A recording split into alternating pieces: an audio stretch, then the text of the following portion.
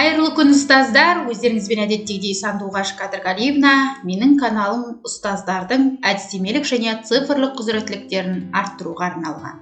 Бүгін сіздерге қарапайым PowerPoint бағдарламасында тақырыпқа сай дәл осындай әдемі жазуды үйрететін боламын. Оны меңгеру үшін видеоны соңына дейін қараңыз. Ол үшін алдымен әдеттегідей PowerPoint-ты ашып, артық элементтерді алып тастаймыз және де тақырыбымыздың атауын жазамыз. Жазу үшін вставка, надпись дегенді басып, жазуымызды жазайық. Мысалы, 16 желтоқсан болсын. Бүгін тәуелсіздік күні. Барлық оқырмандарымды Қазақстанның айтулы ерекше мерекесімен құттықтаймын. 16 деп жазып алдық және де осы жазуымызға сәйкес әдемі шрифтті таңдап алып, оны шрифтісін үлкейтеміз. Және де біз Яндексқа барып, өзімізге қажетті тақырыбымыздың мазмұнын ашатындай әрине сурет іздейміз. Мысалы, флаг Қазақстана деп іздедік. Осы жерден картинки бөліміне өтіп, өте жоғары сапалы, бұлыңғырланбаған жақсы суретті тауып аламыз. Мысалы, мына бір суретті алып қарайық. Дәл осы суретті копировать етіп әкеліп, жаңағы жерімізге қоямыз. Қойып алғаннан кейін кішкене кішірейтеміз және де 16 деген жазуымызды үлкейтіп, осы жерге әкеліп қоямыз. Жазуымыз осы картинканың астында қалды, барлығын белгілеп аламыз. Ол үшін осылай белгілеп алдық, және де жоғарыда формат фигуры деген бар. Сол жерден объединить фигуры дегенді таңдаймыз.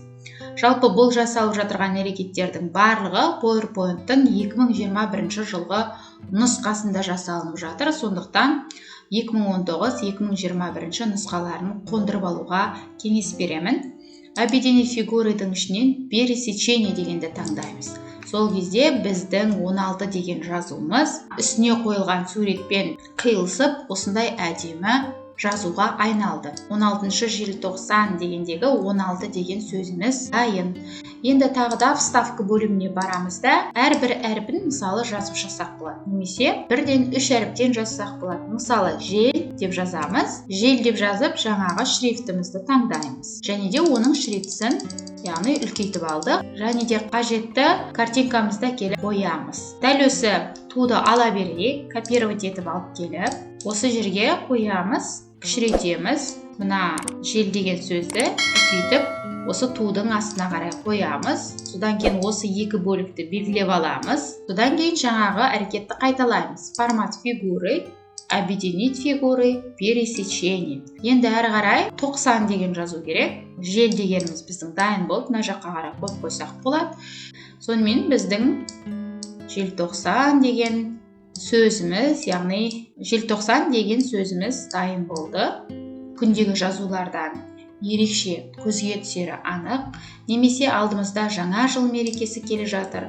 Осыған байланысты біз Новый год деп іздеп, мұндай жазуларды көбінесе тақырыптық арнайы кештер, сынып сағатын ұйымдастырған кезде қолдансақ өте жақсы. Мысалы, жаңа жылдық осы тақырыпқа қатысты бір суретті алып, мұнда қояйық, және де вставка бөлімінен надпись деп жаңа деп жазайық. Мышканы оң жағын басып, на задний план қыламыз, яғни біздің жазуымыз артқы бетінде орналасу керек.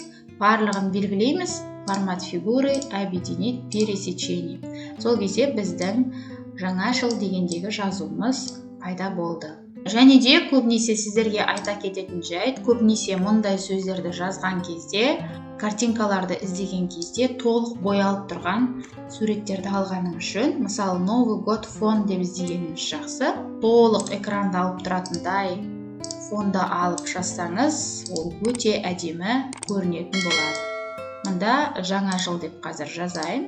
Жаңа жыл деген жазуымыз дайын болды. Осы бетке барып қарайық. Кабинеттерді безендірген кезде, қабырға газеттерін жасаған кезде, бұл да сізге керемет бір қолданылатын PowerPoint-тағы мүмкіндік деп түсінемін. Сондықтан бүгінгі видео пайдалы болды деп ойлаймын. Кәделеріңізге жарасын.